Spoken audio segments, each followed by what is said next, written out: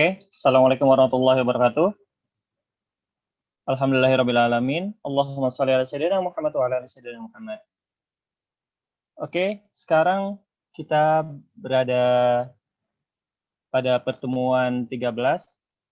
Kami akan menampilkan video untuk proyek akhir ujian akhir semester pada mata kuliah pembelajaran mesin yang berjudul Klasifikasi Bunga Iris dengan Penerapan Algoritma Kantner-Snecke-Bors menggunakan Python.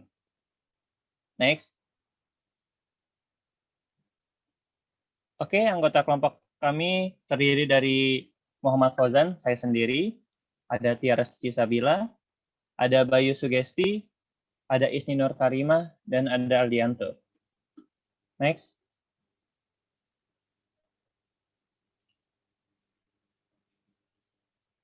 Oke, di sini ada table of content yang kita akan bahas, terdiri dari 6. Ada yang pertama pengertian KNN, yang kedua kelebihan dan kelemahan KNN, yang ketiga tahapan langkah algoritma KNN, yang keempat studi kasus, yang kelima klasifikasi KNN menggunakan Python, dan yang keenam kesimpulan. Next.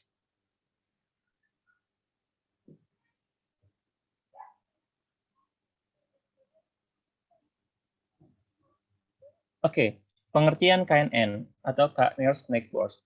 Kantner-Snecke-Bors atau KNN adalah suatu metode yang menggunakan algoritma supervised di mana hasil dari sampel uji yang baru diklasifikasikan berdasarkan mayoritas dari kategori pada KNN. Tujuan dari algoritma ini adalah mengklasifikasi objek baru berdasarkan atribut dan sampel latih. Pengklasifikasiannya tidak menggunakan model apapun untuk dicocokkan dan hanya berdasarkan pada memori. Next.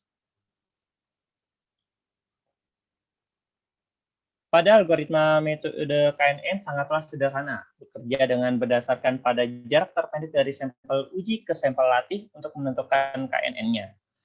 Setelah mengumpulkan KNN, kemudian diambil mayoritas dari KNN tersebut untuk dijadikan prediksi dari sampel uji. Data untuk algoritma KNN terdiri dari beberapa atribut multivariat XI yang digunakan untuk mengklasifikasikan Y. Data dari KNN dapat skala ukuran apapun, dari ordinal ke nominal.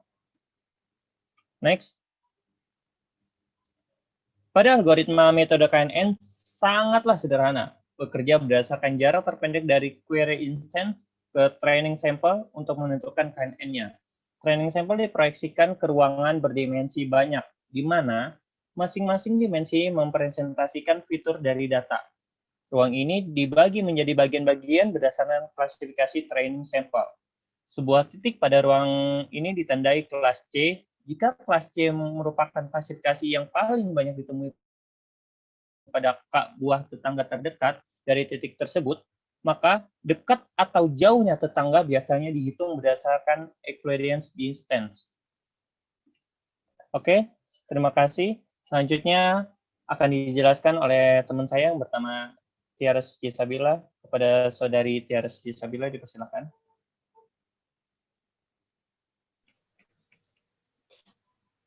Terima kasih kepada saudara Fauzan. Selanjutnya, nomor 2, itu ada kelebihan dan kelemahan KNN. Yang pertama, kelebihan. Kelebihan KNN itu tangguh terhadap training data yang noisy dan efektif apabila data latihnya besar. Kedua, sangat sederhana implementasinya. Ketiga, kuat dalam hal ruang pencarian. Misalnya, kelas tidak harus linear dipisahkan. Keempat, efektif untuk menghitung data dalam skala kecil. Kelima, beberapa parameter untuk acuan antara jarak metrik dan K. Selain itu, perhitungannya sederhana, komputasinya rendah, algoritma mudah dipelajari, tahan terhadap derau, efektif jika set data latih yang digunakan sangat besar. Next. Selanjutnya ada kelemahan KNN. KNN perlu menentukan nilai dari parameter K, jumlah dari tetangga terdekat. Pembelajaran berdasarkan jarak tidak jelas mengenai jenis jarak apa yang harus digunakan dan atribut mana yang harus digunakan untuk mendapatkan hasil yang terbaik. Yang ketiga, Biaya komputasi cukup tinggi karena diperlukan perhitungan jarak dari tiap sampel uji pada keseluruhan sampel latih. Next. Selanjutnya akan dijelaskan oleh Ismi. Selanjutnya yaitu 3 tahapan langkah algoritma KNN. Adapun langkah yang harus dilakukan pada algoritma KNN adalah sebagai berikut. Yang pertama yaitu menentukan parameter K, jumlah tetangga paling dekat. Yang kedua menghitung kuadrat jarak Euclidean objek terhadap data training yang diberikan. Ketiga yaitu mengurutkan hasil 02 secara ascending atau berurutan dari nilai 7 cerdas. Yang keempat yaitu mengumpulkan kategori Y, klasifikasi KNN berdasarkan nilai K. Yang kelima yaitu dengan menggunakan kategori KNN yang saling mayoritas, maka dapat diprediksikan kategori objek. Next. Selanjutnya yang keempat yaitu studi kasus. Klasifikasi bunga iris. Terdapat 3 jenis bunga iris yang agak susah, yaitu setosa, versicolor, dan virginica. Untuk itu, akan dibuat sebuah program dengan KNN untuk memprediksikan sebuah bunga iris masuk di kelompok yang mana. Dataset yang sudah kita miliki adalah data training, yaitu sejumlah data yang menunjukkan jenis bunga berdasarkan urutan petal dan sepal dari bunga tersebut. Terima kasih Saudari Isni. Di sini saya akan menjelaskan tentang klasifikasi KNN menggunakan Python. Yang pertama memanggil library. Library yang digunakan pada kasus ini adalah yang pertama Pandas, yaitu library dari Python yang biasanya digunakan untuk memanipulasi data. Pandas cara digunakan seperti membuat tabel, mengubah dimensi data, mengecek data, dan semacamnya. Yang kedua, matplotlib, yaitu library dari Python yang biasa digunakan untuk membuat grafik plot sesuai kita. Yang ketiga, Scikit, yaitu library dari Python yang biasanya digunakan untuk berbagai metode dan algoritma matching.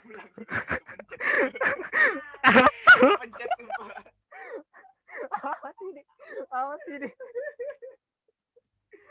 Udah di sini gak ada tulisan nih. Udah. Lanjut. Yang ketiga tadi. Mana nih? Yang ketiga, Scikit, yaitu library dari Python yang biasanya digunakan untuk berbagai metode dan algoritma learning. Next. Yang kedua, memanggil iris dataset dari objek Scikit dan menampilkan tipe objek dari bunga. Jika langkah pertama berhasil, load dataset iris dari page screen dengan menjalankan fungsi seperti bawah ini. Fungsi ini yaitu mengetahui jenis sebuah objek atau fungsi dalam Python. Kita biasa mengetikkan nama objek atau fungsi yang ingin diketahui. Next. Yang ketiga, menampilkan dictionary case dari data bunga. Yang ketiga, menampilkan dictionary. Baca gimana sih? Oh iya, bukan ganti Eka.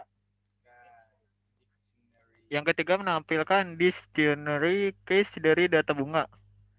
Fungsi di bawah ini yaitu untuk mengetahui apa saja yang terdapat dalam dataset bunga dan untuk menampilkan seluruh tampilan case dalam dataset tersebut. Dari outputnya, kita dapat mengetahui bahwa dalam dataset iris terdapat key berikut: DESCR, target name, dan future names. Kita dapat mengakses dan menampilkan view-nya dengan key tersebut. Next. Yang keempat, menampilkan type objek dari atribut yang ada.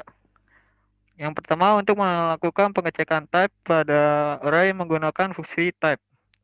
Yang kedua, NumPy merupakan sebuah objek n-array yang merupakan singkatan dari n-dimensional array. Next. Yang kelima, menampilkan jumlah baris dan kolom dari dataset. Beberapa hal yang akan kita lakukan adalah yang pertama, melihat dimensi dataset, contoh datanya, ringkasan statik semua atribut, mengelompokkan data berdasarkan variabel target. Yang pertama kita lihat dimensi datanya, jumlah row dan kolom dengan menggunakan atribut shape.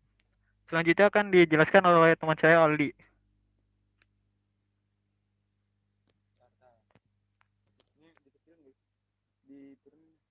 Yang keenam, menampilkan target set dari data. Fungsi di bawah ini yaitu untuk melihat distribusi data yang berupa 3 jenis bunga iris.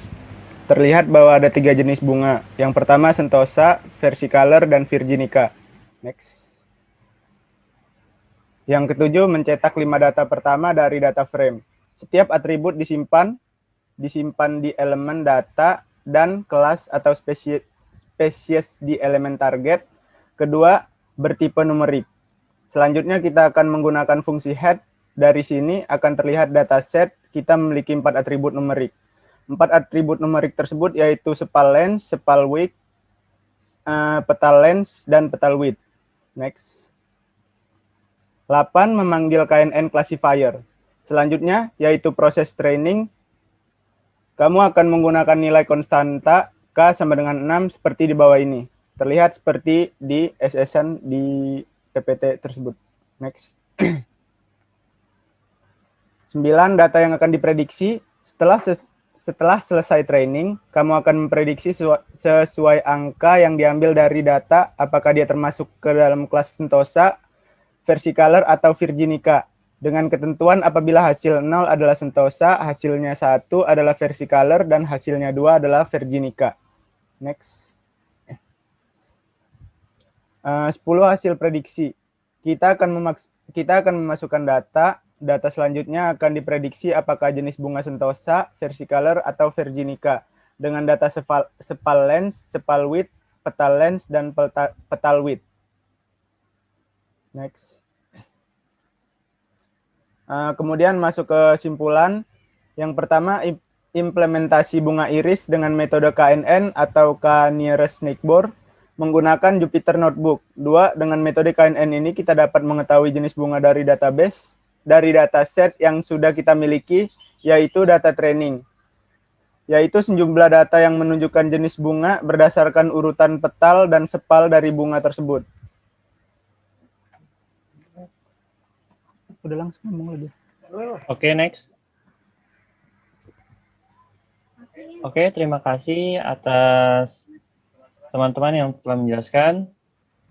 Terima kasih telah mendengarkan dan telah menjabarkan. Sekian dari kelompok kami. Kupas-kupas buah manggis, puas tidak puas, waktunya habis.